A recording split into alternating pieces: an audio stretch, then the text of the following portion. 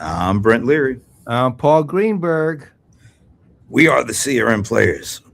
Imagine that. Uh, And you have Miles Garrett. yeah, yes, so we do have Miles Garrett. But anyway, we also have Chicago because it is Salesforce Connections 2026 edition. That is I'm amazing. here, you're here virtually. hmm I went to a few of those. I remember the first one was 2013 or 14. It was right after they acquired Exact Target because this is Exact Target's actual conference Yes, extended. it has grown into what it is now. Quite honestly, this morning when we walked past the registration lines, Yeah. they had some huge registration lines this morning. Our friend Dina Apostolo was actually kind of a victim of that because she had to go and pick up her badge today, and there was a big long line waiting for her. It's pretty impressive how many people are actually here. So Well, I know that they've had as many as that I remember. And this the last number I actually remember was 10,000. I don't know That what it is yet. We'll try to figure out how many people are here, okay. but it is a watch party. It's an opening keynote, and you know what that means. We're watching it, and it's not just us watching it. We bring our team in, our folks, our crew, or at least partially part of the crew, No, and of course, they're all our friends, and that's all that they are matters. all our friends. One of our main go-tos is well, you're the one that gave him his nickname. It's okay. You can still say it. It's John Reed, aka the Brohammer. All right, here we go, guys. Here Yes, we go. and are we ready to? Okay, okay. We're giving it. We're in the what they call the boardroom here. They gave us a special room to do our watch party for connections. Cool. So in the room with me, although we're going to be in our separate little boxes here, is the one and only Rebecca Wetteman, also known as Patrick's mom. Hey, everybody. Perfect. And notice the greenery behind you too. Wow. Each of you had your own plant. That's beautiful. Hey, you got to have some plants, some greenage when you're doing these watch parties. That's beautiful. All right, so we are like in countdown mode until they get started here. Matter of fact, we could even do a little sneak peek to see. Uh, oh, you look at this! Ooh, The look at that guy soccer go. shoe game. Yeah, look at that. They got the soccer shoe game going. So they're doing the pre-game or the pre-show, and we also have a bit of a pre-show too. Because let me kind of set the tone. We'll get back to you a little later on, buddy. So this is what we're doing. We're getting ready to kickstart this off. But before we do,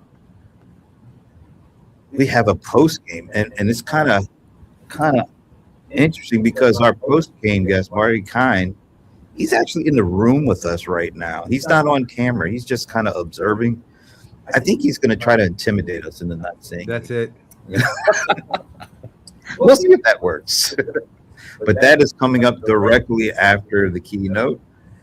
And then after that, I'm going to be spending a few good minutes with Amber Armstrong, who's the CMO of applications here, and Caleb Bryant, who I know he's the executive on the Commerce Cloud side. So I'm going to be spending a few good minutes with each of those.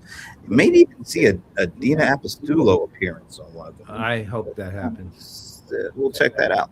So, all right, to get everything set, I asked everybody to give me their top 3 bullet points for things that they are looking to be addressed in this opening keynote. So I'm just splashing up what the Brohammer says. Brohammer, fill in the details on why you want to see what you have here. Yeah, sorry I didn't follow your directions and gave you 4. Yeah, I was noticing that. Yeah. I think you all did. Yeah. Well, let's do them real fast and see, because keynotes, you never know what you're going to get. But there was some headless messaging that went down at TDX that caused, I think, a lot of debate and questions, and so it'd be interesting to see how and if they talk about headless. I think it's an important conversation, but it's also a buzzwordy one. We're also looking to see if we can reinvigorate marketing and commerce a bit, because those weren't the high points of Salesforce's recent strong earnings call. Now, I'm not someone who who takes my cues from the earnings, but I do like to see the energy from the teams and the customers. And are we going to see customer results, or are we going to see a lot of agent force futures? Because I think a lot of vendors are really losing a little bit of confidence in their current value they're delivering, and I think that's a shame. So I'd love to see some customers kicking butt and showing results. And finally, will agent force enable human creativity or replace it? I think it's a potent, interesting question. And from the sessions, I was looking for a little more on the creativity and community side than I saw. So I'd like to see what kind of balance we strike, because isn't that ultimately what we're trying to achieve? Absolutely. And by the way, of course, you think it's a good question. You're the one that came up with it, man. Come on, you gave it to me. So there it is. Well, I don't know how. I don't know what to say to that. We'll move on. Shout out to Christopher Gaither. Thanks. Hey, Christopher. For joining us on a few of these things. So yes, one of these days we've got to meet this guy. Absolutely. And please let her rip with the comments. And he will. You know, so we love that to hear from you. He is. Right. He's a hammer. He is he's a Brohammer. No, he's not a Brohammer. He's a hammer. Anyway, moving on.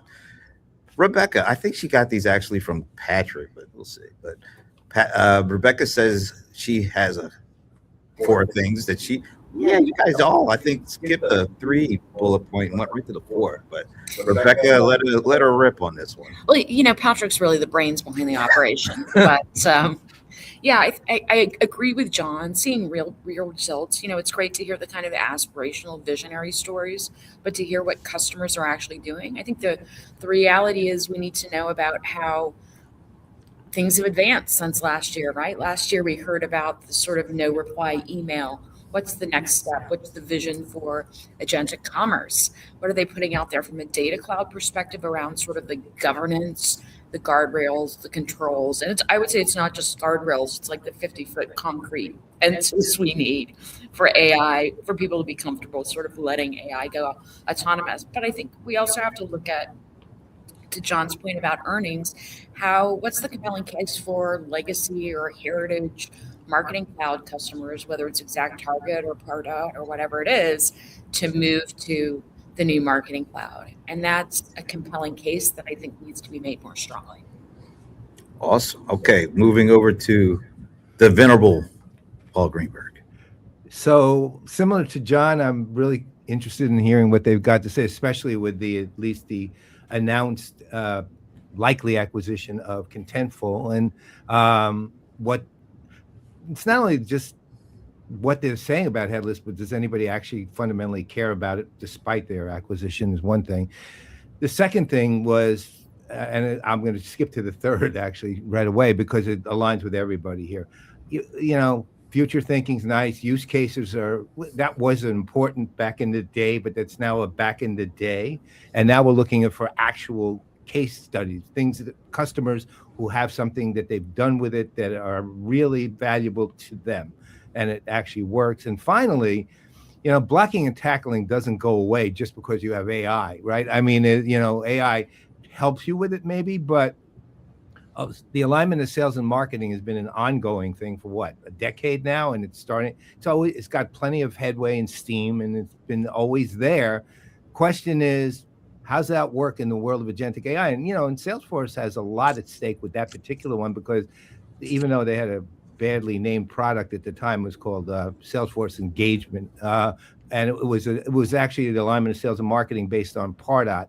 And it was part of the Sales Cloud a few years ago. And it was the first one to market. And it was announced at Connections, in fact, about, I don't know, must have been 5-6 years ago. And then, you know, now Oracle's come forward with a really advanced version of the alignment of sales and marketing that actually is fully functional. How's Salesforce going to respond to that? Because regardless of any of this, the blocking and tackling is still important. Cool. By the way, Keith Kirkpatrick is going to be in the room and commenting. And I think I also got Cheryl Kingstone. Woo! So we don't have our usual correspondent, Liz Miller, but we do have Keith Kirkpatrick and Cheryl Kingstone, the K group, Kirkpatrick and Kingstone. K2. K2. All right. So I put my thoughts in, and my main question I want to address is, will Aaron Donald come out of retirement to play with Myles Garrett for the? Oh, okay. I guess I should be not That is some line. I'll get to my real one here. Is okay. There's still a lot. I'm sticking to the first one. I'm looking for the general, being able to generally have some content in here that responds to there's a lot of gloom and doom, and there's still a lot of AI anxiety just at the very high levels, the general levels that I think riffles right through the whole organization. And so I'm looking to see how they answer or at least address some of that kind of stuff at a high level, how that they're able to connect that to some of the detailed and more featured kind of stuff that goes on at these keynotes. Because once again, this is an opening keynote. They're going to have the most attention on this keynote for anything in the event. And I think it's important for them to address, while they address some of the more specific things to the platform, how do those things link up and address the big concerns that a lot of the customers have around AI and what it's doing to their, or going to do to their organization. So that is my main thing. And also, Aaron Donald, please come back. We need you. And you know what, Brent? Here's my deal. If the Salesforce on stage directly addresses Aaron Donald coming back to the Rams, I will forgive them for every other answer being bad, right? But they have to directly address that question. Okay, and our buddy even Taylor is here, but not sure. Oh, you're gonna even you always add a lot. Yes, so you anything you want to say or comment on, we definitely welcome it. So, and anybody else out there, we do the same. I'm keeping an eye on. Why am I not? Oh, remove that. Oh, StreamYard did some interesting. So they're still doing they're a little behind. So because it's right around 10 o'clock. Little after 10. So do you guys want to hear what they're saying, or do you want to wait until the real keynote starts? I mean, I don't care. I prefer to hold off and banter. Okay. What do you got, Brohammer? Let's banter. I mean, let's hear the king of headless talk about headless for a minute. Who's king of headless?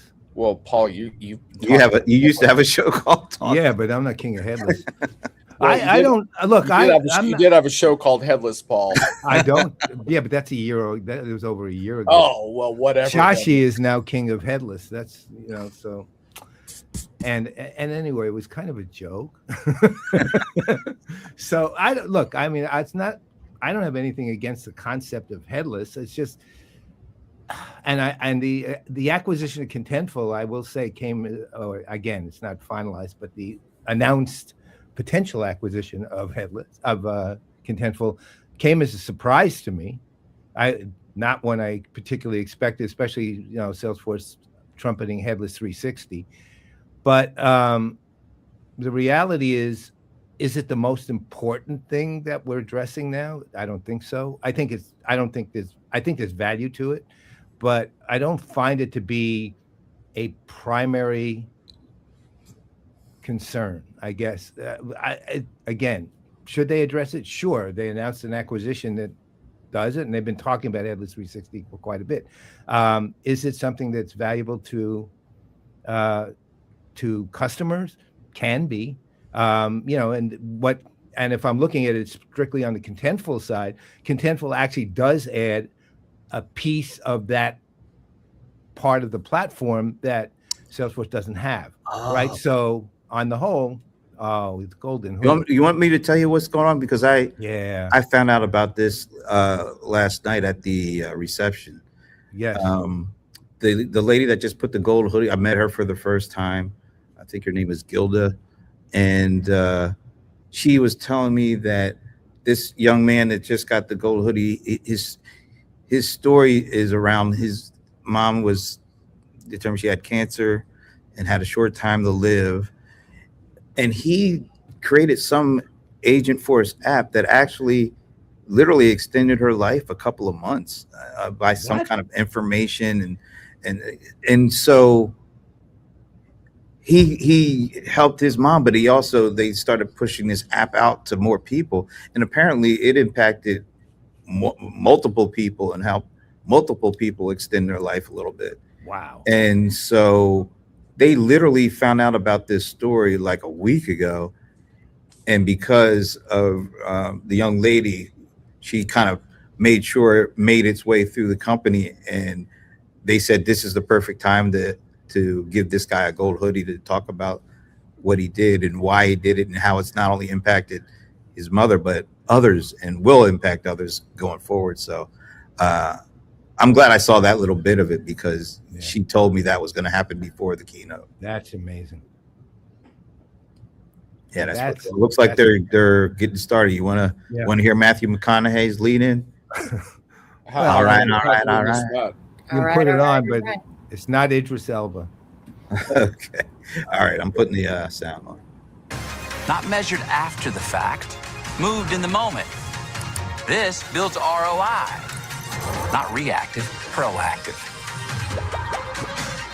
Marketers and agents working together. Agents learning, reasoning, acting, adjusting in real time. This is personalization on a whole new level. And acquisition, the trifecta. The right audience, the right offer, the right time. This is not marketing as distribution. This is marketing intelligence at scale. Powered by data. Connected by workflow. Activated by agents. Human being, agent duty. This is agentic marketing. Oh, that was a classic ending there. Please welcome President and Chief Marketing Officer, Salesforce, Patrick Stokes. All right. Welcome, everybody. Welcome to Connections 2026. Holy cow, what a city you have here. This place is beautiful. Welcome to Chicago. I mean, I can't believe it. The weather, it's not too hot. It's not too cold. I feel like Goldilocks, the buildings, the river, the lake. You know, I live in New York, but if I had to live any other place, I think I would live right here in Chicago. It's a really incredible city. What I would say now, you're going to be mad in a second. Now that I've said a couple nice things about Chicago, I want everybody to say something with me. It's just 3 words. It's really easy. You ready? Knicks in 6. You want to try it together? No? No? All right. Fair enough. I'm with him. You All might right, get we got a big day for you here today. And of course, we got to start the way that we always do, and that is thanking you. Thank you to all of our customers. This room looks so great with all of our customers, our partners, our employees that are here with us today. We've got our trailblazers. I always love seeing our trailblazers over here, our admins, developers, and architects. Thank you all for being with us. We know that your time is valuable, and we really appreciate and don't take it for granted that you've chosen to come and spend it with us this morning. So thanks so much for that. Now, we have a lot to talk about. We have a lot of technology to talk about, a lot of change, a lot of technology to show you. And so I don't think there's ever been a better time to just take a step back, slow down for a second, and reflect on our core values. Not just Salesforce's core values, but all of your values as part of the Salesforce ecosystem, these values of trust, customer success, innovation, equality, and sustainability. You know, these are built into the very way that we run Salesforce, the way that we build our software, the way that we interact with all of you, our amazing customers. In fact, it's built into the very way that we operate the business. You know, when Mark and Parker started Salesforce 27 years ago from a small little apartment, actually like the closet of a small little apartment in San Francisco, they did it with this idea. They called it the 1-1-1 model, this idea that business can be the greatest why would platform anyone for change, where we give back in the 1% closet? of our time, our equity, and our product into the local community. Wow. And in that time, over John 27 Farrar years, literally said, "Bless you, our ecosystem Rebecca," and because he Salesforce heard has you. raised Yeah. over almost $1 billion. That's pretty which is really good. an incredible Shout number out to when you John think on about it. that But what's so inspiring and I think so important right now is about 1/3 of all of that has been given back to local schools, local reskilling programs, They're which I think finally is just starting with their super philanthropy again, important right which now. I We're all haven't learning heard for a this while. new technology as we go. We're all learning how it's We're gonna hit $1 changing billion and pretty impacting soon our on that. roles and how we're going to work differently in the future. Right And with if you're them like on this me, part. you might have some young kids and you're thinking a lot about what is it going to mean for them as they come up into It's been a long time into since the they've workforce led as with well. it. So I think it's never been more important to be giving back to our local schools. Now, it can be hard to run a company the size that we do while having all of this impact, but we think that you can do well while doing good at the same Let us time. And know that what you evidence think is right about the there comments, on this please. slide, this incredible growth Right back at trajectory you, that we've John. been on. But Yeah, that word John, we're gonna have to have there you is on the really show important. We're sometime proud soon. of this, of course, but it's In a really while. because of all of you. It's because of our customers that we've been able to grow as we do. What, Astro? Now, one of the coolest things I she think talking about about Astro? Salesforce, and Yeah, I've I been I here think so. a pretty long time, A about little 15 AI. years, maybe a Little little AI over 15 person. years. One of the things that has always kind of kept me motivated is that our mission has been the same the entire time. It is a durable mission. It doesn't matter what's happening in the world. It doesn't matter what's happening with technology, and there is a lot happening right now. But our mission has always been the same. Our mission is to help you all, our customers, connect with your customers in a whole new way. That's what we're constantly trying to do. Every piece of technology, every new feature, new product that you see from us, it's really just trying to do that, to try to help you connect with your customers in a new way. And I think you'll see that today as we move forward. Now, we've been doing this over 27 years with, of course, our Customer 360 platform. This is our platform of best-in-class applications like Agentforce Sales, Agentforce Service, marketing. You're going to hear a lot about marketing today, commerce, and of course, it's all built on this unified platform, bringing together your data, bringing together your AI models, all of your industry customization sitting on top. It's a trusted platform. You've trusted it for 27 years. It's open, truly headless now. If you've been following our headless announcements, really an amazing platform for connecting with your customers.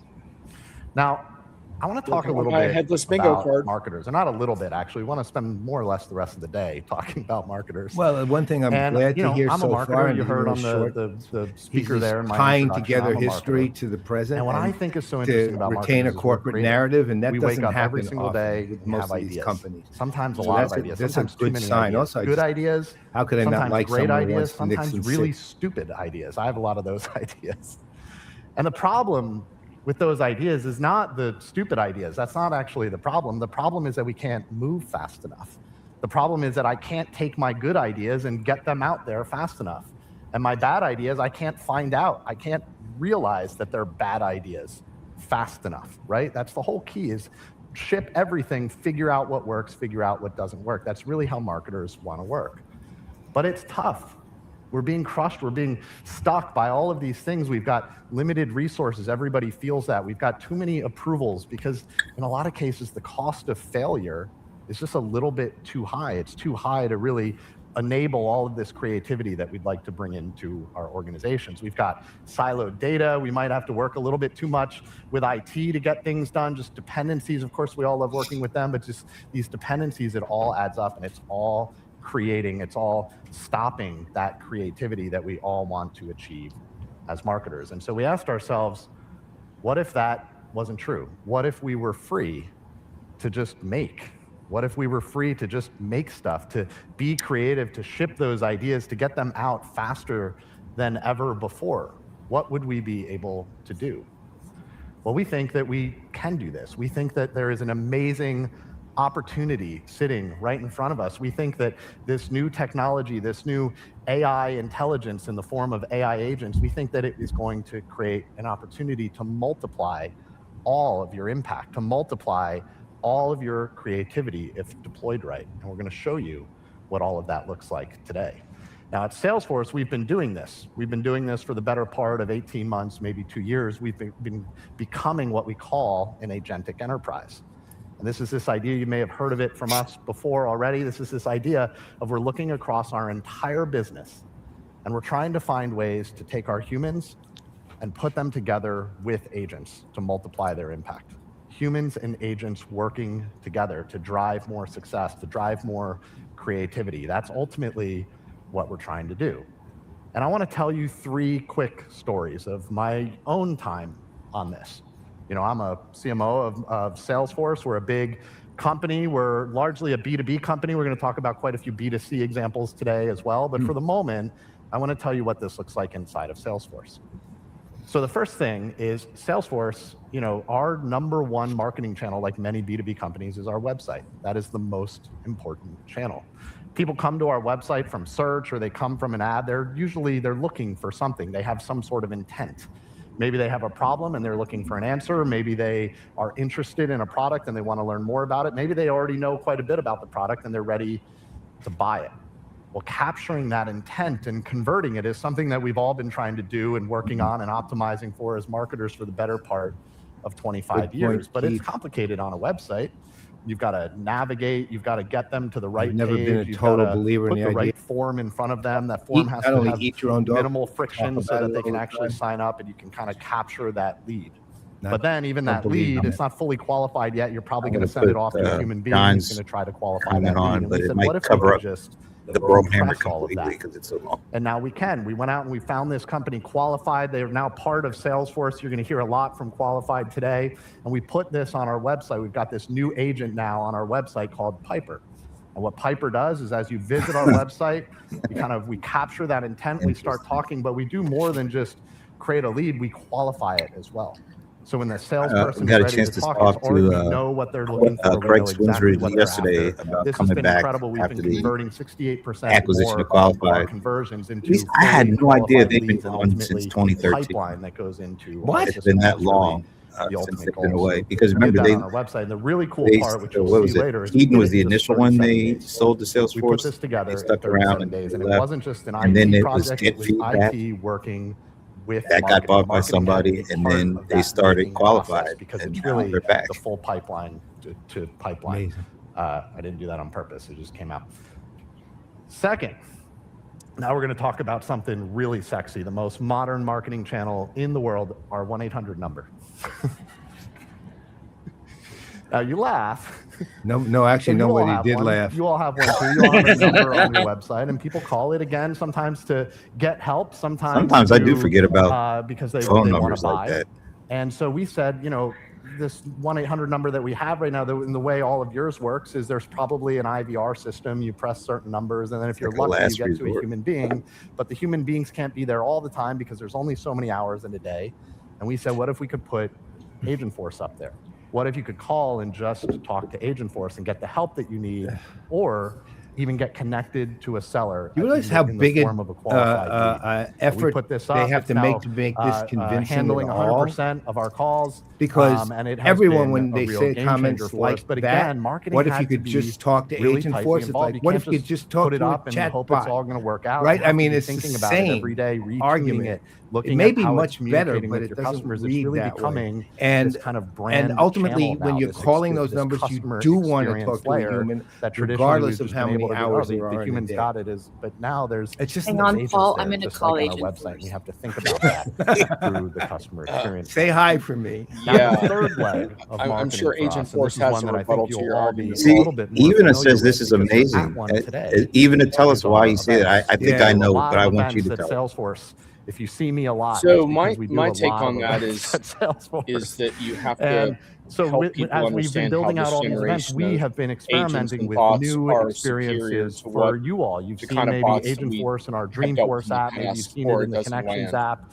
You'll see it coming up for And some of I our just other interacted events. with But we another had this dumb bot on a idea, vendor's or website more specifically, last one of our night, and partners so had this idea. We said, what if we those bots could are bring this so together to run like the Bottle useless Rock and Festival? so Now, Bottle narrow Rock is this focused that amazing it just festival out in Napa Valley. it Bunch makes of you amazing like bands. down on It's the kind of whole like your concept. And in theory, the Lollapalooza, idea although I think of maybe giving for attention when adults. humans are asleep is great, Although but I you don't have know to what say Lollapalooza. how it's different. 15-year-old Patrick was psyched about Lollapalooza.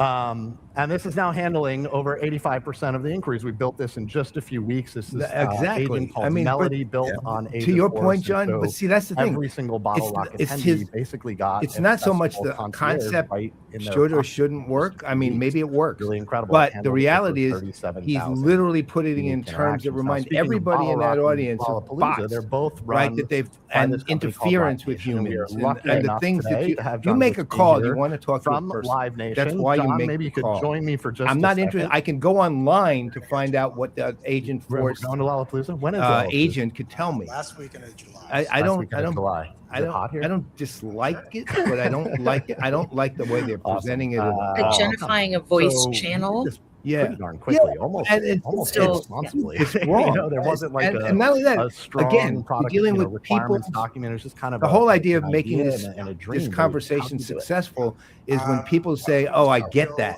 and what they get is, "Oh, yeah, bots in the way. Now we have agents in the way of people." For a lot more than the music. When I make a call, I want something solved, and I want it solved with as little friction as possible. But the That problem means is talking to something that's not a person.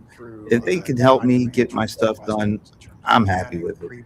Yeah, but they usually can't even help you present understand your conversation. That's the history of these. Well, things, that might be the issue, but the issue to me is not talking to a bot. The issue is I just want something that helps me get what I need done right away with as little friction. Yeah, I mean, to me, if I go to a call, it's the last resort already. At that point, that's true. That it's the last resort. I'll tell you though, Paul, I have talked to Agent Force customers that say, we only have people in our contact center from 9 to 5. Amazing. So giving What people would an you say agent your between biggest 5 and surprise or maybe midnight shock means was that at through the least build process and then ultimately we're getting having live? some sort of interaction with that customer. And Because again, otherwise they'd have no option. Yeah. Right. But see, that would be also about some clarity with the customers, because there's so much bait and switch right now of impersonating humans and making it seem like you're interacting with a human when you're not. And agents are getting better and better at posing as humans in that sounds right. So you say to a customer, look, the call center's closed, but you can talk to a computerized agent and it may be able to solve some of your problems. Right. And let the customer make that decision at that point, because it will solve some of your problems, but it will also not be able to solve some of your other problems.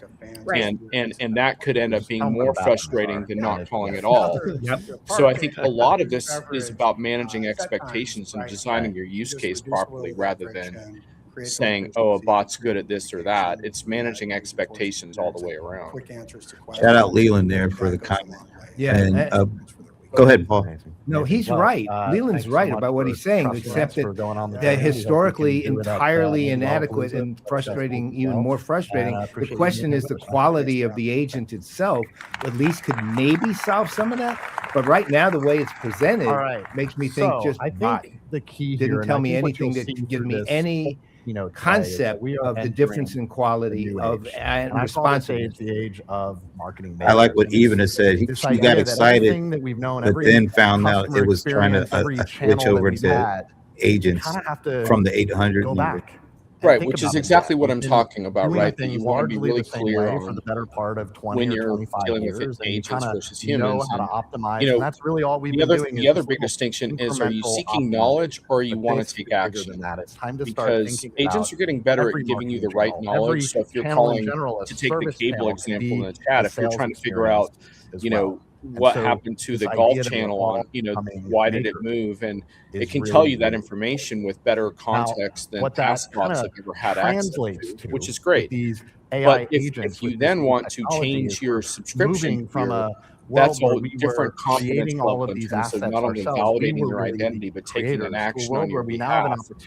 And that's where we need a lot more proof points that we can actually do those things and do those things safely. And if you've ever really changing your cable bill is one thing. Bouncing ideas making a off change of it, to your bouncing healthcare if it, plan once is it gets totally a connected different in your animal. systems and it can start pulling data down, you start to see this incredible experience of an explosion of creativity. You can move faster than you ever have. You know what? We're before. And this is how almost we think 25 minutes it is going into to this keynote, multiply and I you. don't We know think that it is I've going heard to anything about new multiply products your yet. impact. And you're going to see a tremendous amount of technology today Except from for our now. new marketing goals. agent There to you go. our content agent. You're going to see qualified and Piper, Agent Force Pretty Coworker, good. just a huge amount of Yeah, technology we planned that. you probably have not seen yet from Salesforce. He is talking about Really creativity a cool. lot, so I gotta all of this take technology my Yeah. notes on that one. on our unified. I mean, there's the platform bigger with your question, trust of course, layer the and more AI existential models at the version bottom, there, of course, which is, open can models, agents open really data, create? your customer 360 That's applications? a bigger and then question, though. your surface I'm area, looking to see if Slack, there's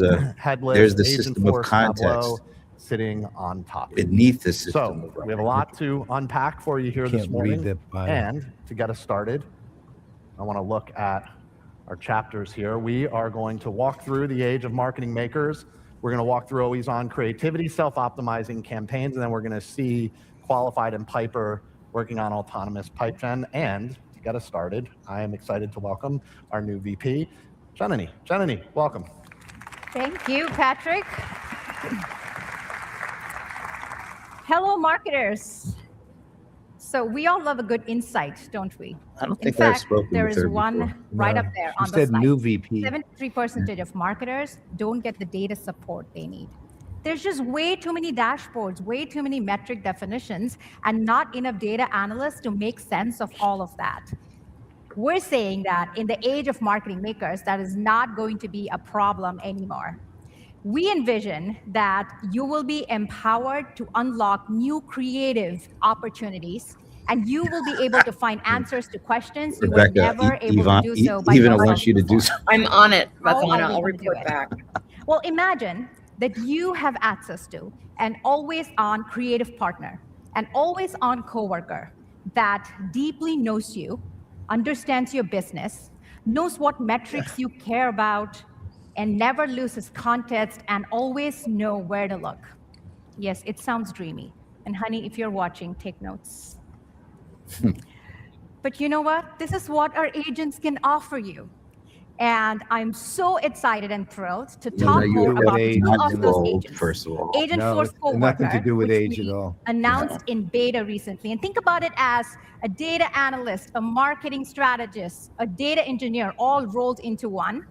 And secondly, Slackbot, which is My biggest available problem in GA so today. far, I like the And I may be biased, beginning this is with one of the my continuation of the personal narrative. favorite agents. My but we have biggest proof problem in so numbers. far is this The highest adopters blaming at creativity at and Salesforce ultimately of talking about Slackbot have uncluttering saved up to clutter. 20 hours per week. All right, so enough slideware for the day. Why We're don't not- we see both of these agents come together in action in a demo? I want to give a round of applause for our demo drivers of today, Gus and Ashley. Yeah, I haven't heard Gus a name All right, Gus in a so while. I like that here's the name too, context. Gus. It's a good You name. are walking into an executive review, Think of, and your CMO is psych. asking you a very important Psych. question. Why are my marketing-driven pipe numbers, the MDP numbers, down this quarter by 18%? Now, for folks that are external to Salesforce, MDP is a very critical measure of marketing contribution here at Salesforce. So this is not a small question. So now you are calling in your experts, and they're opening up 5 different tabs. There's Google Analytics on one tab. There's LinkedIn Campaign Manager, a Google spreadsheet that someone built 6 months ago, and also all of those Slack threads where all of this was discussed in a team discussion last week.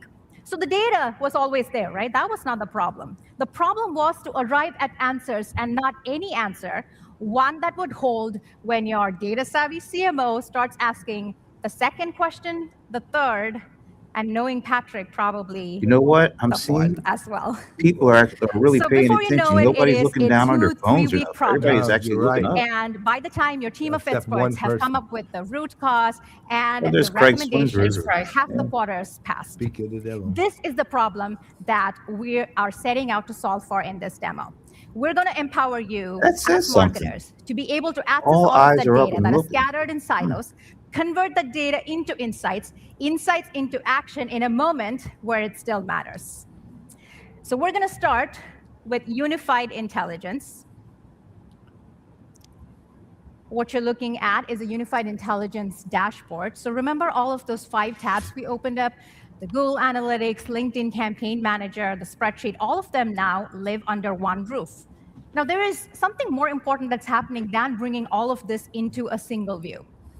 Now, any business metric that your organization cares about, MDP, for instance, you can codify that metric into the semantic layer that is powering up the dashboard. So what do I mean by codify into the semantic layer?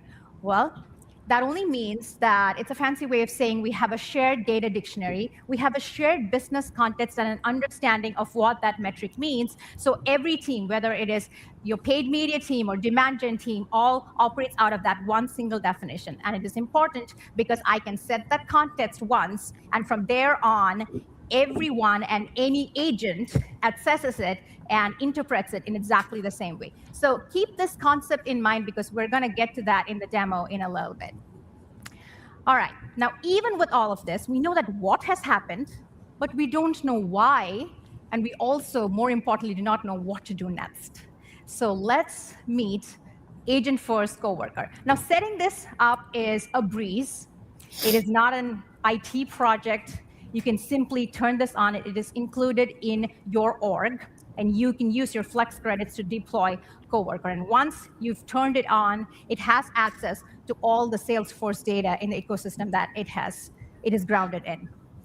So let me take her for a spin. So the context they're describing now is key We are because now this is going to how ask you the same get question that my to quote CMO unquote asked me. Our more marketing-driven pipe numbers are down. intelligent Why? or more Now, effective take a note of interaction what I with did your not do here. I did not with your define bots, whether what they're service MVP or bots or marketing-driven pipe was. you This is know not an industry so-called terminology. teammates or So whatever how you does want it to look? call them. Remember, we had set the The only thing definition I of would MVP say in the is that semantic layer. when you say This never lose agent context, you is have to be grounded careful in that because very information. So these it are speaks the language probabilistic of my systems business and part even of before using I've hit them is enter on the understanding that they screen. do lose context sometimes, and So you have to let's help take a look customers here. understand what to do when that happens. But overall, this is the kind of stuff that helps you to Right, looks like understand it is why seeing campaign they're performance, excited pipeline about opportunity this new data, also the generation relevant Slack discussions, which is of good. assistants and bots and agents. It's looking at the conversion rates and I was how it trying has to pop dropped up a from Q1 comment to Q2 that because we explicitly mentioned that there was a Cheryl decline Kingstone left, in but it Q2. doesn't really look good. She couldn't comment for some reason. She just says self-optimizing And campaigns here sound is a compelling, good but summary of the optimization rationale. without So it seems like creative it is not intelligence channel is just specific, right? faster It looks mediocrity. like it is pretty much across the board. Right. And every time we see a broad drop like that, it is indicative of something going on top of the funnel. It also gives making me a few campaigns a tactical lot reasons as to easier why to that could manage be the case. is always So I huge. want to also highlight the specificity that's here not of the what rationale it marketers has love brought to me do. up, right? It is very tactical and extremely actionable too. All right, so let's ask another follow-up questions. Now, the job is not to just know the why, right? The job is to fix it. And here's a real-world pressure. Finance called. And I've been asked to cut 15% of my marketing budget, campaign budget for the rest of the quarter. I do have sort of a... So I've asked Coworker, what are the programs I should there's cut? sort of a discontinuity, though, because here, I mean, it's building off of the to your point, John, this is actually important in terms of exactly as you stated. The one thing I don't see what this is to do with, and it kind of partly goes to Cheryl's point, which is what this has to do with marketing makers. Coworker builds its case. People who are creating with okay, so looks agents. Like it is giving me some programs. Right now, I'm seeing right? So these ways are to look at measurement and lowest funnel, which is fine, necessary. From these I'm just and not these sure are my how it programs follows to protect because this is essentially what is keeping the program up and running the pipe. Again, what I love about this recommendation is how specific, how surgical it is, and its precision, right? And this is the kind of recommendation you can expect from a team of marketing experts and strategists. Effectively and they would have pulling taken results a couple of weeks to taking arrive a look at that. it and looking at some of the reasons for 2-3 minute success or failure and so on. And that itself is a big positive. This is pretty darn awesome. But well done, Coworker. It's completely discontinuous with the theme of their entire Okay, now I want to switch gears a little bit here. Now, my team is not always on Salesforce surfaces, right? Everything you saw, Coworker is on a Lightning interface. My team is on Slack. And this is where the work happens. This is where win-loss threats get discussed. This is where we hear from the field about what our customers are actually saying. So it's a very powerful place to be, a lot of context to have. So I'm going to ask Slackbot that you're going to hear a lot about Slack. Give me Slack is an executive summary of information. what's working, what's not, and right what now. to do next. And with all the information that's in Slack, while it should be on fire because that's a treasure chest of information that you just kind of gets lost. But now it's all part of this whole metadata and that Slack information. Some people jump off those conversations for adrenaline rush. I do like there's a lot of hidden jewels in there in front of large audiences. I mean, help me find something in Slack. All right, at this point, we have to imagine that Slack is pulling in data from Salesforce ecosystem. The interface is also tough. reconciling that hard MVP to deal with. But Makes it a lot simpler. I mean, combining all the unstructured context it has. This is the headless part. And it's pulling me up a QBR summary. Right, because I want to take a lot of people don't want to live in their enterprise just a single applications anymore. conversation. We went They'd rather from live in crunching Slack our than data, Salesforce is saying analyzing those numbers, you can live in Slack. unlocking all the business insights and impact, and putting it together in an executive summary. There's a lot of value along in with this kind of visualization that will question. just pop up right now that was powered by Tableau. I know. Look, I was using when I'm putting together my new book. I was using Notebook LM, and I had to go and look into my old books to pull a number of specific and how kind of concepts I was looking for, and the way I phrased it. Out this demo, I went to all the books, took a look at them, and in a couple of minutes, I had all everything of it. that you've seen so far. It was incredibly effective, rather than me having to pour through thousands of pages. All of them are powered by Anthropic Claude Opus models. Now, honestly, that's not the part that matters. The part that matters is it is all embedded in the products you all use and trust. And it is powered by the Salesforce platform and Salesforce trust layer, which means we guarantee zero data retention. There is governance, and it is all safe by default. And if you have Salesforce core products, you have Coworker. If you have Slack, you have Slack bots. So go turn them on today and go be a marketing maker in action. And with that, thank you. I want to bring up our next speaker, Leandro Perez, who is the CMO of Salesforce Australia and New Zealand. He's going to talk to us about self-optimizing campaigns. All yours, Leandro. Another round of applause for Janani. You have to have a good Australian voice in all these keynotes so far I've been to. All right. G'day, here we are. Chicago. Here's the Australian voice. Hoodies. I love it. I love it. I Well, like Australia. As Janani mentioned, in my role, I get to lead an incredibly talented group of marketers. He needs to say launching Nixon 6. hundreds of campaigns every single year. So And this Aaron chapter Donald is very coming close out. to my heart. That's right. I Aaron also Donald get to out of interact with retirement, CMOs Nixon and 6. marketing practitioners every Two day. themes that we're And pulling from lately, this. they've been having a similar conversation, which is they're being asked to deliver more than ever before. The world is changing, right? It's changing fast. They're being asked to launch new campaigns, engage new audiences, crack open new markets. And as Patrick mentioned, we've got no shortage of ideas. Have you guys got shortage of ideas? No, right? Like, we've got plenty of ideas. But the reality is launching those ideas from idea stage into reality takes months. In fact, when you dig under the covers, the reality is it's taking 12 to 14 weeks for an average campaign, over 100 touch points across all the individuals that are touching that campaign. Why is that? Why is that happening? Well, the reality is the stakes are high, like Patrick mentioned. Very high, in fact. Careers on the line, a lot of resources, CFOs or COFOs looking after the ROI, right? And so what's happening is that marketers are pulling in a lot of people to ensure they get it right. I think people think they don't have much of an option on From the that one. past, you bring in a data analyst.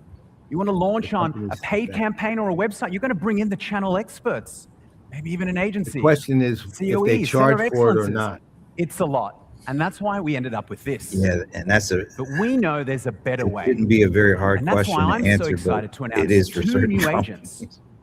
The Agentforce Marketing Goals Agent, which is going to let you build, execute, and my favorite, optimize campaigns once It's they're interesting. launched. Typically, the companies that second, the aren't Agentforce charging Content let you Agent, know that. which can The allow you to companies that generate are one don't brand say a assets word about across it. every channel all It's at once. easier to answer when This is you gonna aren't move charged. us. Right. This is going to completely change how we launch campaigns. It's going to enable us to become marketing makers working alongside agents. Salesforce did make an oblique Now, reference to we have an incredible customer use your called credits Formula One. Probably heard at of it. one point earlier today. They are doing amazing things. In fact, they've been doing so well that they have close to 1 billion fans. That's right, with a B.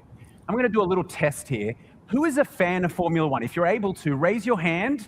I know a few of you have watched Drive to Survive on Rebecca Netflix. Racer. Have you, Patrick? Yes? Wow, it's a lot of us. Now, let me know a little. What if like two people had raised their hand? Would you have said, wow, 1% that's a lot of us their also? fans have actually been to a race.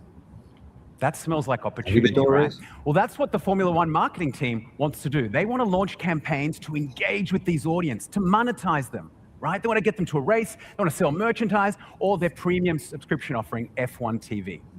And that's what we're going to show. But before we do that, I know a few of you are thinking, come on, Leandro, that's a big Come on, brand. Leandro. That's not going to resonate That's exactly with what how I we was run I know, marketing. me too. Give me But a they've actually break, only got Leandro. 1,000 employees worldwide, and the marketing team's under 100. So while not small, when you think about their scale, that's lean. So we're going to showcase a visionary demo of how they're dramatically changing how they launch campaigns. Now, to help me do that, Yeah, I was thinking the same demo thing. drivers, and no Does that pun intended resonate? here. Will They're this going to drive resonate the with demo. Let's give a round of smaller applause to enterprises? Ashley and Abby. All right.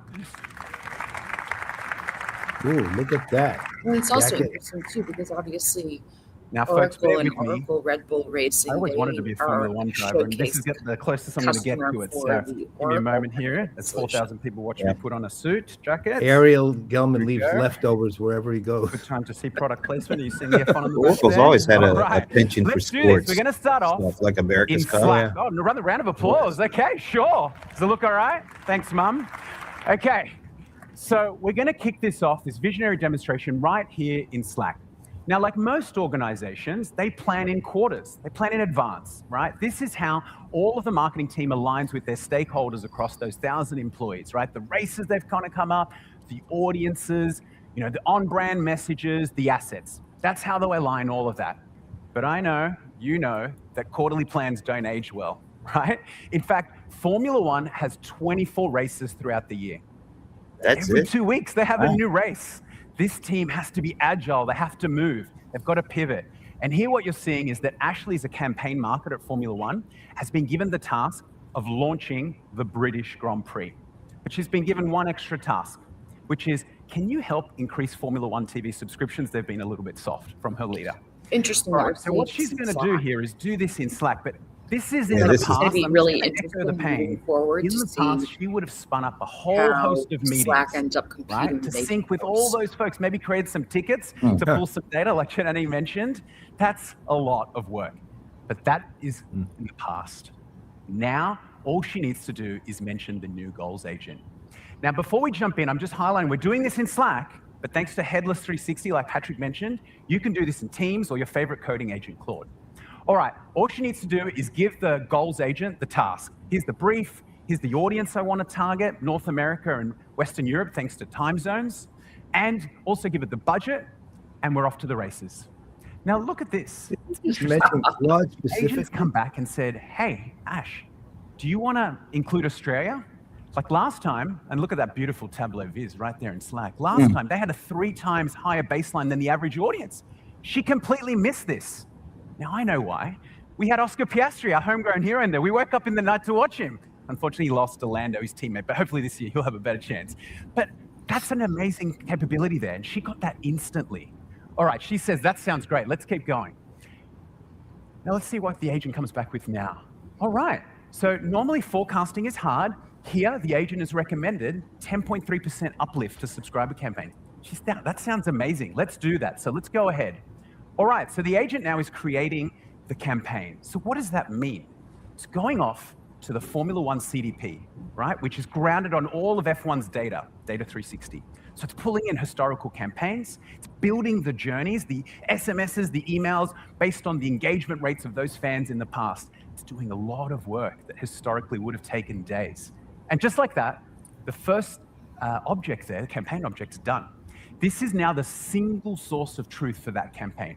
Now, again, as mentioned, this is a high-stakes game, so she wants to check in with her manager, and she uses the Slack workflow right there to send it.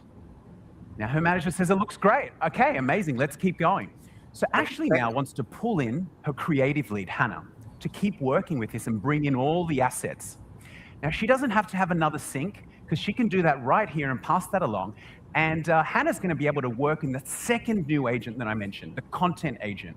But no briefing is required because all of that information is maintained in that object. So let's go ahead and take a look at the content agent here. Now, this is a brand new interface. It's really cool. And what, as I mentioned, all that history comes across in the campaign object. Because she's used the brand before, now all of that's loaded. So everything that will be generated will be on brand. So all she needs to do is ask, hey, create the content for the British Grand Prix, and let's go. Now, I don't know how many of you are creative folks, like literally hands-on tools, but this in the past would have been a lot of manual plumbing, right? Copying and pasting into SMSs, email, resizing images. I'm sure no one woke up in the morning and wanted to do this work, right? So the content agent has actually done all of this, and it looks beautiful. So what Hannah can focus on, I think I heard a clap over there, that's incredible. So I think, yes, wow, incredible, I love it. So what's happening here is Hannah can was this marketing cloud that we're looking at? What's really important. tweak what? those hooks to engage the audience. Maybe bring in an image of it Oscar is. or I think her we jumped favorite out of driver Slack that's been into this. winning throughout the race.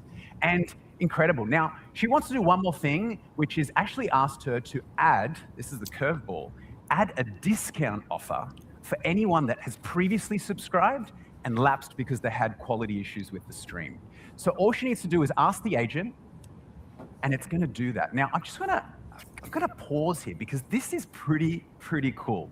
What's happening here is the agent's gone to the CDP, worked out who has signed up, who's raised a ticket through customer support, and then who's lapsed, and they're in that audience segment. That's a lot, right? I know some of you are thinking, well, surely you can do this on ChatGPT or another creative studio. You can't, because it's not grounded in all of Formula One's data. It's truly incredible. All right, with that, we're going to go past to Ash. Let's go. Okay, this campaign's ready to go, right? But the humans are always in control. So she wants to make a few last-minute touches. She's going to turn on WhatsApp because she's heard it's done really well in Europe. But remember, her name's on the line. She's got budget that she wants to ensure is deployed. So she's going to set a threshold. If the click-through rate is under 3%, let's pause the campaign so I can come in and check on it. Okay. Once again, this campaign's ready to go. But I mentioned in the beginning, the agent doesn't just build and execute. It optimizes. So this is where Ash can set the guardrails. Is she comfortable with the agent updating the audience, the content, the channels? She's comfortable with all of it, but because budget's involved, she doesn't want the agent mucking around with the channels. So let's turn that off. All right, just like that, we're ready to rock. Let's activate the campaign. We'll bring a little bit of energy here, right? It's Formula One, after all. Okay. By the way, that little bit where you turn the channel off, that's really pretty cool because that's what I call granular autonomy, which gives customers the control over that's going to take just time. how much actions they want an agent here, to that take. agent So been working while they kind of 24/7 glossed over behind that, the it's scenes. actually really In fact, important. let's look at that. Wow, we've got a notification from the goals far, agent this saying actually almost is 90% of the way to goal. This but it's is bumped into one of those presuming guardrails. this is It's saying as close as we're going to get to actual case study. This is we're going to hit the goal. This is actually a very decent like a great idea. demo. Let's do that. I'm more than decent. It's with really that, good. folks, What they've got I here just wanted is to highlight. That's the end of my lap with the it's Formula real, One it's marketing top team. I flight. know it was great with the jacket and all, but it's Formula One. I had to go fast. But what I really want to emphasize is a couple of things. Firstly, everything that you saw here today is generally available except for the agents, but they're in pilot right now. So if you want to get your phone out and scan that QR code, if you're interested in joining the pilot, you can do that. But I just want to ground us back on what we just saw because it's pretty game-changing, right? We just enabled the Formula One marketing team and now all of you to dramatically change how you're going to launch campaigns. And as Patrick mentions, this is going to allow you to experiment more often, lower the risk, right? Which is going to bring us back to being creative. GA now versus what I know GA you all want to do. Yeah, we're in June. Now, I've got one more really cool announcement. not yet. That I want to make before I leave today. Right, later this month. Which is earlier in the week, we signed a We definitive still have agreement to acquire 28 days. Here we go. Yes, let's give that a round of applause. There's the mention. Now, some of you may not know what Contentful is, so let me just give you a quick beat. They are the leading composable content management platform and headless CMS. That's a mouthful, right? So let me just quickly unpack what that means.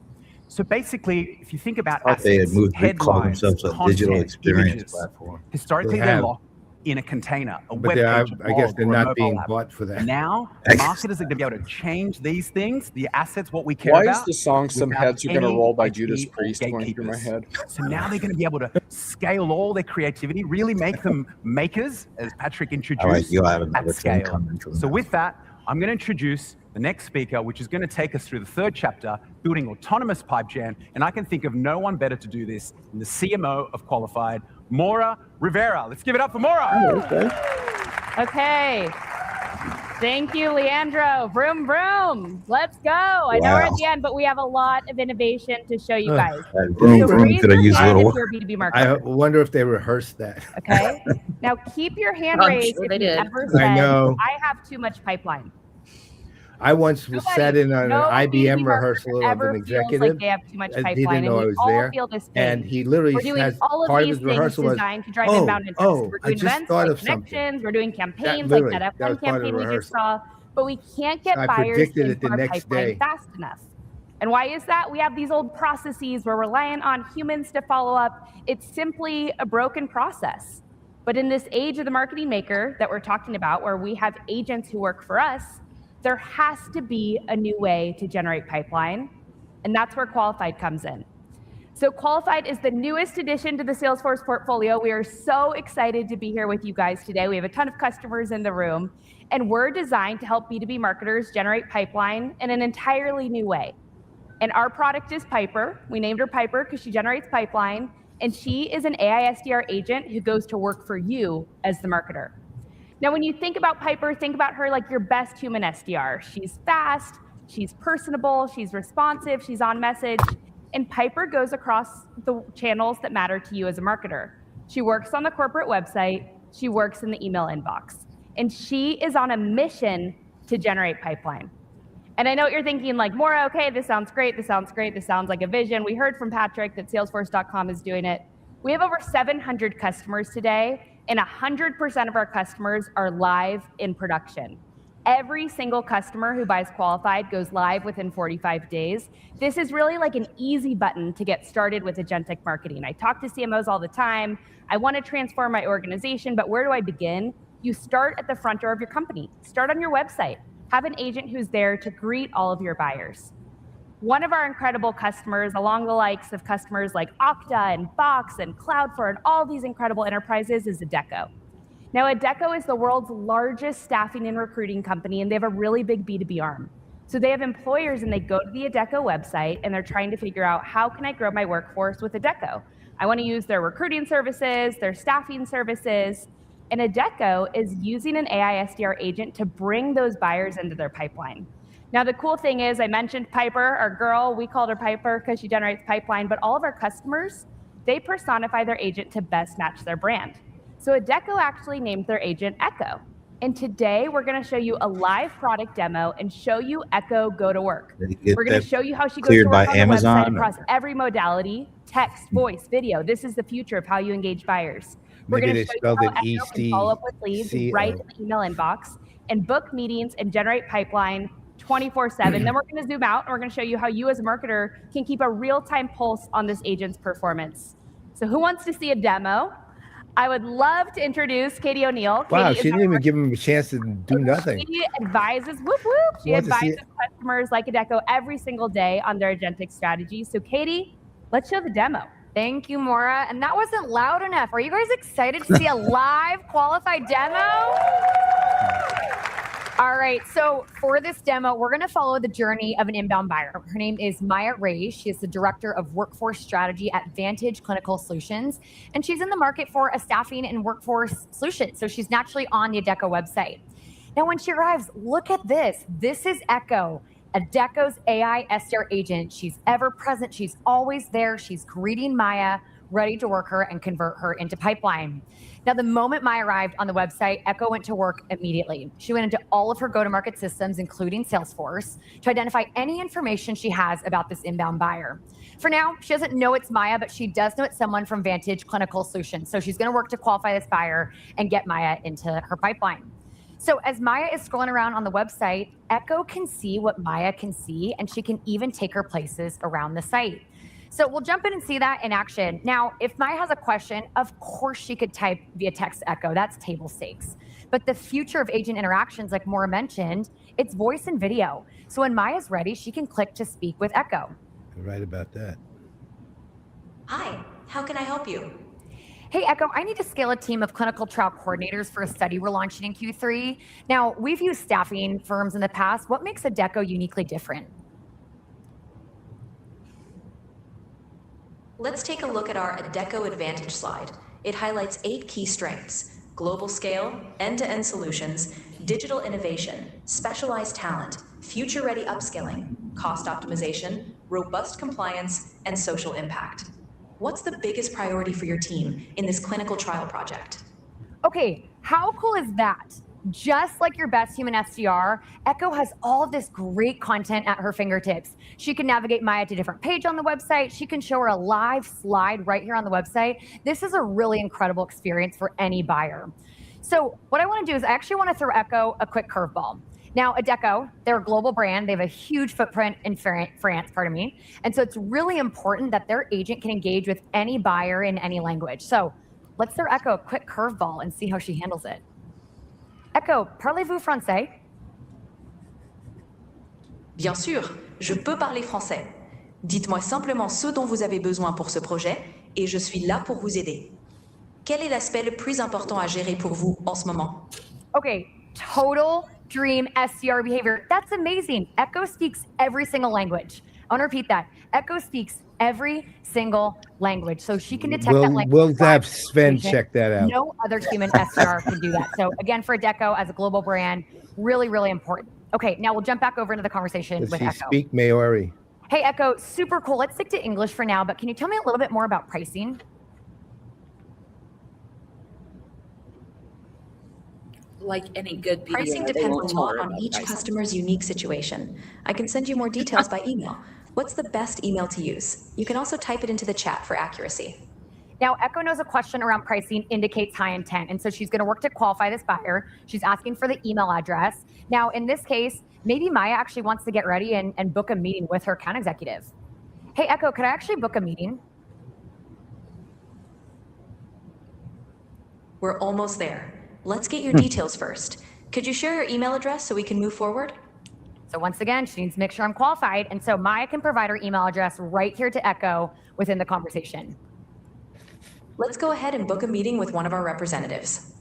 Feel free to choose a time that works best for you, I and wonder we'll what take she it from there. says if they Okay, if so what they we just don't saw Echo do. qualify them. Echo took How does Maya's she email handle that? address. She looked inside Salesforce. She found the Vantage Clinical Solutions account and saw that Sam Raskin is the enterprise account executive aligned to that account. So she presented Maya with this calendar booker right here on the website.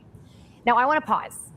This is a pivotal moment. This room is full of marketers. This is a dream scenario. You hope this buyer books this meeting. We also all know buyers, and oftentimes buyers are busy. And in fact, many might leave the website without converting. So Maura, as a CMO, you have felt this pain. What happens if Maya leaves the website without converting into a meeting? Yes, this hurts my heart. And I know we all know this pain, right? We're doing all of this stuff. We get this buyer on the hook, but we can't quite get them converted. And let's look at the old way that we would follow up with these buyers. We would put them in a lead queue. A human would follow up with them hours, if not days later. On average, it takes B2B companies 42 hours to follow up with an inbound lead. At that point, Maya's gone. She's on with her day. She's connected with another vendor. You just lost that opportunity. But in this age of AI and the age of the marketing maker, there has to be a better way. And it's really critical that these agents are not just working on the website, but the same agents working in the email inbox so they can do that immediate follow-up. So Katie, show us what that looks like. Yeah, let's jump right into Maya's email inbox. And what you can see is Echo is right there. Look at that email right away. She's on this mission to get Maya into pipeline. So we can see is, I want to look at this email carefully. This is not pre-canned. This is not templated. This is entirely bespoke to the conversation they had live on the website. Echo is referencing those key discussion points. Echo's also surfacing up additional content to pull Maya down the funnel. Now, many buyers, they might reply. Maya might have a few more questions for Echo before she's ready to continue. Echo is fully multi-turn in the email inbox. And so we'll see is Echo can reply right here in the inbox to Maya. Now, what we can see is Echo's training starts to come in place. She again knows she can't give out that specific pricing detail, so she's going to provide Sam Raskin's calendar here. So in just a few clicks, Echo makes it really easy for Maya to book this time. So I really like this use case. Amazing. The only thing So I we have would that meeting on the say calendar. is Pipeline I would also has want been the generated. agent to Echo have the just generated capability pipeline to for Adecco identify the completely highest caliber autonomously. leads So, and Maura, if direct we those quickly to recap my what we just saw human with Echo, salespeople Echo engages immediately. on the website. Yep. She answered As technical opposed to questions. trying to She handle applied on all the leads website. as if they're Qualified and converted equal this buyer. on The their own. best part is Yep. everything And Echo did with agents a should be single pretty good buyer, at she can do for calibrating tens of leads, so I thousands think of that's a buyers all doable at thing. once. Awesome, Katie. I want to talk about configuration because this is the dream, right? This is the dream But experience. Keith's designed comment for in the all of our chat, inbound I think, buyers. is But what's correct. going through, I'm sure, all of your heads right now is like, okay, how easy is this to set up? I said 45 days. Do I have to use IT resources, engineering resources? In this new world, the marketer needs to be in control. That's critical. We're control freaks as marketers. We've got to be able to control this agent Those and manage this guardrails are agent. really So, Katie, show us what the back end looks Oh, like. here are the guardrails. Let's jump into the qualified studio. So here in the background of the Qualified Studio, this is where you onboard and enable your agents. So what you can see is you can actually give it a personal name. You can even customize the avatar. You can even customize the voice. We want to make sure this is really authentically on brand. Now, jumping over into guides, this is where we want to give the agent some information on your company, key messaging, make sure that they're accurate when they're answering questions. Now, I'm going to click into conversations, and this is my favorite part, and here's why. Marketers are back in control. This is where marketers define what the agent does. When does the agent qualify a buyer? When does the agent serve up content? When does the agent book a meeting? And look at this. This is all natural language, no coding required. This is that simple. This is why our customers are going live on average in 45 days. So Maura, super excited for our customers to get our hands on this. Super excited. But you know what matters more than configuration? Back to the original question, it's pipeline. So when I think about putting these agents into production, it's really critical that I can see that they're generating pipeline for me. When I go to my board meeting every single quarter, that's the metric that I have to report on. And in the old world, I would have to ask my marketing operations person, can you build a report, a dashboard? But in this new world with Slack, I can just go in and I can ask Slackbot. And I could say, hey, how am I tracking against my inbound pipe gen target for the quarter? And what Slackbot's doing, it's pulling all of my structured CRM data, all of my Tableau analytics, and check this out. I have this information at my fingertips. I can see I'm tracking really well against my target of $41 million. I can see that Echo, my AI SDR agent, So Slackbot's becoming a prompt-driven user interface, basically, for Gen AI? Sure that I close this gap. So this is really what the future of Pipeline looks like. And we saw a ton of stuff in this demo. Thank you, Katie, for the incredible demo. I don't know if it's that, but it definitely feels like so today we looked at Piper, the AI SDR agent. It's all GA right now. All the interactions and we'd love to invite you guys to head over to the campground. The reason I'm asking, though, Piper is in action. You can that particular example didn't need Slack Hunter particularly. To see really what the future of PipeGen looks like. It was just a place to type in to get a response. So it's running through the front end of Slack, at least. Yeah, I guess people spend a lot more time in Slack generally get as here in a part of their second, job. Thank you again to maybe Maura, it's to just Katie, driving to a lot of it Leandro, our F1 driver, to Jenny, through to all of our Slack, demo drivers. Thanks because so all much. the I other think interactions take place there too. That was a lot of fun. I want to leave you with 3 things to do as you leave here today to think about. Number 1 is, Jenny said it, you have it. You have Agentforce Coworker, you have Slackbot. Most likely, if you don't, come and talk to us. But if you've got any Salesforce products or Slack, you have these tools. Go turn them on today. They can help you become a marketing maker. 2, start using Agentforce Marketing. A lot of the technology that you saw today is in Agentforce technology, is in Agentforce Marketing. And 3, get qualified on your website. Hopefully, we made that entirely clear. You can call it whatever you want. You can call it Piper. You can call it Echo, although a Deco might be Matt. Call it Patrick if you want to. That'll be fine. Whatever you want. Call it Jalen. I think is actually one of the best events that we have put together in a long time. We've got 2 days here with you today. We've got a bajillion sessions that you can go and speak. We've got the freaking Smashing Pumpkins, which is going to be awesome. What? If you're about the same age as me, you were kind of at the peak of puberty in your parents' house, sliding Melancholy and the Infinite Sadness. Are you going to go? It was awesome. We've got Foster the People. We've got the OG herself, Martha Stewart, and we've got one of the most creative and insane people on the planet, Alex Honnold. That's going to be awesome tomorrow. I haven't ruled out going. So, an amazing event. Hopefully you all had fun. We'll see you around through the rest of the week. On your way out, I have one ask, which is scan this QR code. We're going to leave it up. Scan it. Give us feedback. We take the feedback really seriously. We're always trying to get better. So have an amazing week, and thank you so much. All right. They actually kept it to about an hour. Yeah, they kept it pretty close to on time. All right. So before we bring in our guests, why don't we each go? Do you want me to pull up the slides so that you can see if they were addressed? I can tell you none of mine were. So it doesn't matter, though. I'll be last, but I don't know. If you guys want your slides up, I don't need mine. I don't need my slides up. So, all right, Brohammer, why don't you lead us off? Okay. Well, look, I think they did knock off some key points in this, and this notion of the marketing maker, I think, is kind of a nice vision, because I think the idea of freeing marketers up to quote unquote build things I think that kind of resonates. And so I like the overall like messaging. Now, there's some things that I would have really liked to see in this keynote. And I can tell you the three big things are customer. In other words, I would have wanted to see one of those customers really talking about their experience honestly, including what the challenges were and the rough edges, because agents have rough edges. And I don't know why vendors try to hide this, because it builds trust when you acknowledge it. So there's that. The second is community. We're here because it's a community. That's why people come to this event. And buyers also love communities. So it's not just a mechanistic process. It's about bringing buyers into a community and into an ecosystem. And finally, creativity. These systems have been trained on the work of so many creative people that are now struggling to find work or struggling to stay attached to the gig economy. Instead of telling marketers you can create everything on your own, why not tell marketers, go out and hire some of these creative, truly creative people that are looking for work and really want to make a contribution in a meaningful way, and tap into the human creativity instead of thinking that you can do it all on your own. So that's what I would say around creativity. Cool. Rebecca. Yeah, I go back to the points on the slide about real results and value, and I think we heard more about ROI than I've heard from Connections in the past, which I think is great. I think a lot of what we're seeing with Qualified is super interesting, but it has to be part of an overall organic process. And I wonder if with things like Qualified, how that bridges the gap between sort of marketing qualified lead and sales qualified lead, and that friction that's always been there, right? Do I want marketers deciding what an SDR is doing from an agent perspective, or is this a way to kind of bring sales and marketing closer together? The venerable one.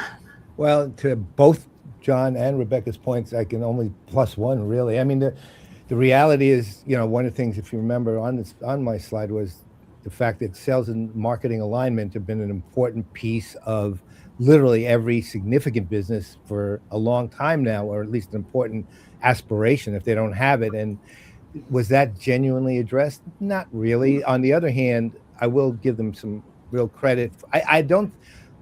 Okay, so the negative is that wasn't addressed. It should have been addressed, and it was implied in certain places, but it wasn't addressed very well. Secondly, I honestly don't think I agree with John in that marketing makers, so to speak, are a good idea. I don't think positioning it as co-creators at any point is right at all. I think that's a misinterpretation, literally, of what agents are to begin with. But again, that's always, an epistemological and existential discussion more than it is a specific one. Secondly, honestly, the reality is, and it goes to John's point, the creators and marketers don't have to be the same people, right? There are people who are qualified in marketing who are not creative, and there are qualified people who are very creative who are not marketers, and it's the cohesiveness and the coherence of the two working together that you accomplish things. And the value of agents is only that it helps you get that cohesiveness, but it helps you. It doesn't make you cohesive. It gives you an opportunity to be cohesive. And you do, and to John's point, hire those creators, man. They're out there, and there's plenty of them. That said, all in all, they made a couple of, I thought, and then again, the last thing is completely ignored governance altogether, but which is fine. I mean, there are lots of implications throughout. Even pricing was implied when they said use some of your credits at one point. So obviously there's some, use-based model in there somehow. But on the whole, I thought both examples were very good, and they actually showed some real power. They finally seem to be coming to at least a pretty good conclusion of what to do with Slack that is actually effective, as opposed to create a place where nobody can find anything after you've had the conversation. Now they're actually utilizing Slack as both, I guess, a front end, and at the same time as a repository and also a conversation collaboration place, which it always has been, right? So they're with the agents, they're actually making Slack into something extremely valuable as opposed to something somewhat difficult, right? And overall, I thought they made a very good case for the technology itself being useful in terms of the things it can actually do, with both Formula One and Adecco as the examples. Again, to John's point, there was no actual customer there, so you're seeing the idealized version. But the interesting thing is, I'm presuming that those customers gave them permission to show what they're actually doing, right? So, right. So there was some real value in that. On the whole, if I was given it a rating of any kind, I'd give it a B, a solid B, because it did make a really good case for the value of Agentforce per se. The overall messaging suffered in a number of places, and I think all three of us outlined that so far. What do you think, Brent? There's no mention of Aaron Donald. Yeah.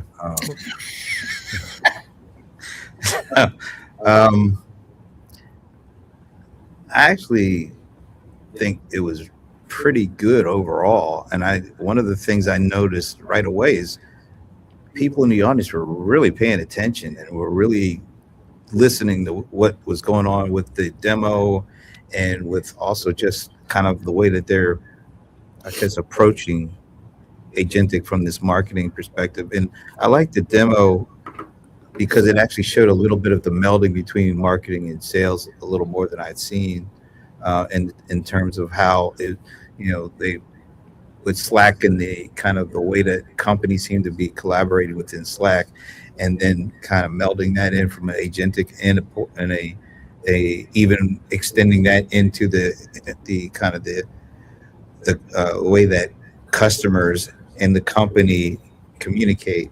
So you can almost see a line in between how they're using these things, not only to effectively deal with the customers more, but also deal with each other. And how, I think, Paul, like you were saying, the alignment between sales and marketing, there's some really good demos and how you could potentially see that happening, and then the impact that has on the interactions that they'll have with the customers. That was really like the first time I saw that linkage from the sales and marketing customer perspective with the agentic stuff so far. I mean, you see a lot of the service, of course, the conversations, and even the way that they began the keynote with that conversation about Salesforce, using Salesforce, but that was really on a customer service side. I like that we saw marketing and sales and customer, and how agentic, you could see how that could be impacted. So I would give this a pretty high mark because of that. I hadn't seen that. Now, of course, some of the things that I was looking for weren't there, more of the general, how do we address the anxiety, AI anxiety that's taken place and that's hit the enterprise software market. I didn't really see a direct connection between what we saw and how that addresses that. I would have liked to have seen that a little bit more concrete. But overall, I thought it was pretty good. Yeah, one last thing, I guess, that I should have mentioned, which is in the very beginning, I actually was happy to see them lead with philanthropy again. I mean, it's just been a long time since they've done that. It's true. And to me, that's always been a fundamental hallmark of the company, has been that. And they utilize that to kick off kind of the historic evolution. So there was, ultimately, they were trying to create an overarching and continuous and let's say, relatively friction-free transition to where they are now by going through the history and by identifying philanthropy and those are big trigger points with Salesforce. They're important, and they did a good job of that. I really think Patrick Stokes did a good job. He really did. Overall, he just did a very good job. I think I met him once a long time ago, but I don't even remember where. He had longer hair back there. Yeah. Well, right now he's got kind of a full hair mohawk. It's kind of weird, right? It was an unusual hairstyle. Right? You're gonna make it hard for me to segue over to our guests. We're gonna go from mohawks and faux hawks to Marty Kine. So I'm gonna ask him to walk over here. I don't know how we do that segue other than just sit down. We're gonna let you use this camera, and if I have to hold it, I will. Am I audible? Yes, you. Well, yeah, I'm going to give. Can you hear him okay with? Hello, yes. hello. Oh yeah, you're fine. Yep. Although Okay. the top of your head is cut off. There. Oh, okay. Yeah, we can do that. Yeah, Okay, there it is.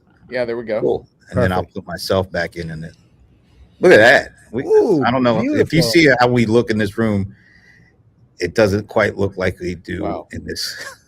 But anyway, so let's welcome. Do you get to keep the plants? Yeah, and there's some nice silver. I don't know what those things are. Vases, maybe. I don't know. But so, Marty, thanks for taking time to do this. Yeah, my pleasure. It's good to be with the players again. Yeah. Now, I think we're gonna have to do something because you can't hear them because right now I'm wearing this. So okay. So I should be able to go back to make my audio speakers. Okay, guys, you can still hear us, right? Yeah. Marty, say something. Hello, I'm Marty. All right. And you can obviously hear us. We dared the echo gods and we won. Let's see how that goes. Okay, so like I said, thanks for joining us. We saw you coming in and out. We were thinking, is he going to try to like intimidate us not to say anything negative? He didn't do any of that. He just. All right. So before I open up to the folks, what did you want customers coming to that keynote? What did you want them to walk away with? I think just the pace of innovation. I think this keynote felt different, and like you said, people were paying attention more than usual and very engaged. I think it's because some of this stuff is genuinely new. You know, Piper, the SDR agent, we have Hunter agent coming. There's this whole marketing. They used to call it marketing experts, agent marketing outcomes, and the content piece as well is that's genuinely new in the context of a marketing cloud, Connections keynote. So I think, the fact that we're taking this seriously, Salesforce, the agentic enterprise is real, and we are making acquisitions, building what needs to be built to make it work for customers, and not just in sales and service, our core CRM, but also in marketing, which is a little harder. I'll open it up. Anybody want to start firing some questions? Let her rip. Well, actually, this is just more of to get a little more extension, I think. So typically, in the beginning of Connections, they mentioned marketing and commerce. There wasn't a whole lot of conversation about commerce at all. I'm kind of curious as to where does what we saw today and how does commerce play any role in that at all? Yeah, it's a good question. They left out some things. I was a bit surprised. This used to be a joint event, by the way, as you know, marketing and commerce. Right. And then they split it off. So we've ever since that happened, we don't talk about commerce as much. I think that they had limited time. They didn't really talk about Data 360 and the CDP and kind of innovations on that end. Or the next generation marketing cloud, which is a big topic. So they were really trying to hit on this, the agentic future and the development. And I think on the commerce side, we're seeing some innovation in Commerce Cloud. I think that the point of integration, we're trying to have customer experience from end to end, from marketing through service, through sales, commerce, and loyalty. The point of integration that we're focused on is marketing and service for B2C, and marketing and sales on the B2B side, and that's getting more real as well. These agentic platforms are enabling that in a way that wasn't possible. So I have a question. I'm kind of like a very tough grader when it comes to keynotes, and I'm totally aware of how hard keynotes are. And I thought actually it was a very good keynote. And one of the things I thought it did that a lot of enterprise keynotes haven't succeeded in this year is I think it created an energizing experience for the attendees in terms of the sort of marketing maker type scenario. I think that's energizing, and having somewhere to go is important because Brent referred to some of the fears people are grappling with as well. And I think when you have a positive direction, that can really help you to start addressing your concerns. So I thought you really nailed that in the keynote. My question though is around the other part is customers also want to know kind of how to get there. What does success look like? What are the challenges along the way? And you have customers that have in Salesforce that have done a lot with his technology. We didn't really hear that in the keynote. So for those who aren't here, if you're on the ground, you can start going to some sessions and learning. Yeah. But if you're not on the ground, how would a customer go about learning more about the journeys and all of the rough edges around those journeys? Yeah, I think you mean in terms of enabling themselves. Yeah, exactly. Like kind of learning from those that have kind of taken the early adopter route and have kind of experienced success along the way. How do they start getting a handle on what that looks like? Yeah, we try to, there's some avenues for that. Most of the customer meetings I have, they're asking this question, who's doing it well? That's like the number one question. Yeah. And they want almost a template or a playbook. Right. And it varies, but we try to highlight, like the customers that we highlight are probably the more advanced, like Formula One, in terms of the breadth of their relationship with Salesforce. And then we used to talk about Pandora quite a bit, and they also were very early in the agent space, remarkable as well on the customer service agent side. So I think that the highlight stories are picked for a reason. It's just to give people something to aspire to. We also have a lot of customers here at the event. So like you said, if you're on the ground here, there's opportunities to learn, and then through the customer success, to the the AEs and the customer success, people ask all the time, can you give us case studies, and we do that frequently. So we have named customers that we can talk about, and then other ones who are anonymous, but there's quite a few.